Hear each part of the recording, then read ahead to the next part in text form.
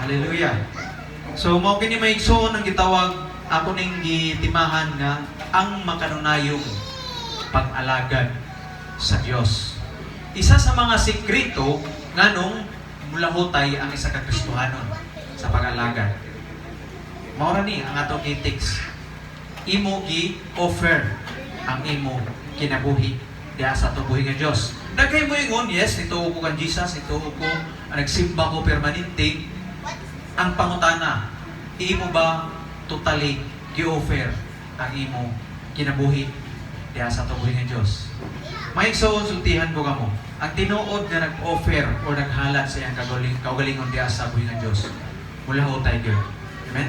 Mulahutay sa pag-alagad, mulahutay sa pagsimba, mulahutay sa kinabuhi nga Kristohanon. Amen? So naalag ko'y upat ka nakita na isa sa mga unsaon nato na makanunayon or maminti nato Kristohanon na kinabuhi. Pinakauna is di yun ni mawala, balik-balik yun ni nako. May soon, prayer.